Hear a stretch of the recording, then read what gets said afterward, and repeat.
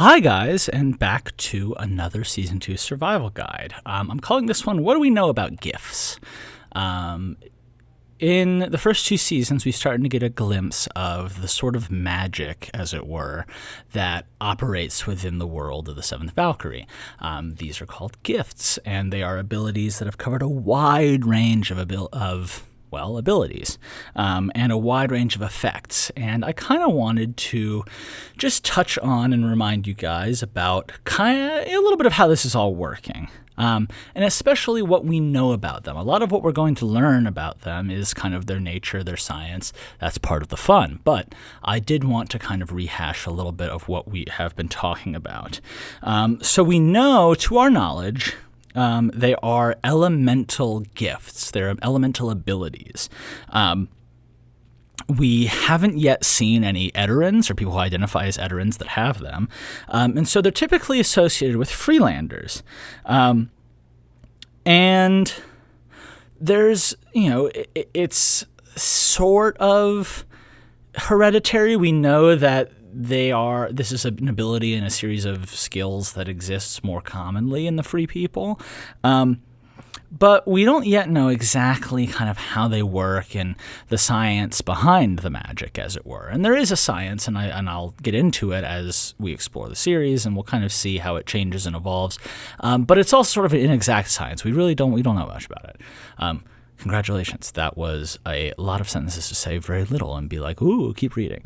Anyway, but what we do know about this series is, and about this series of gifts, is that they include, sort of to what we've known so far, a wide range of abilities. It starts with sort of manipulation of the elements. We see people who can move water. We see people who move fire. There may come people who can move air, who can move living beings and dirt and earth. So there is a sort of manipulation of the elements that comes in, and that's a big part of it. But we've also seen that these people have strong senses, often kind of beyond the 5 that we are used to, as well as sort of enhanced perception. They can hear better sometimes. They can taste, smell, see better than the average human. We know that some of them include enhanced strength and speed, whether you include the wolf people, the great wolves, in that, or you include, some of the people who have superhuman strength, superhuman abilities. A lot of that comes from the gifts. We know there's sort of an element that touches into like manipulation of perception. People have kind of been able to sort of change how people perceive the world. Healing and repair of living tissue is something that we've seen, as well as manipulation of existing physical objects. That kind of ties back to the elements. And then on larger scales, we've heard of these grander forces, and we've experienced them a little bit. We know that the Erytheme has a force so strong that it nearly killed Cyrus just by its presence. We know that there have been these attacks, in the explosion that destroyed Sunseton. We know that there is someone strong enough, the Fire of the World's Ending, to effectively stop that from killing Cyrus. Why did that happen? Well, we'll figure it out. But we do know that there are these rumors and tales of much larger, much stronger powers. The big one being Apostolos, this looming threat that is a name that strikes fear into the heart of every single Eterin. So, we have this kind of wide range of abilities. And what's interesting also is that they're not necessarily limited to humans.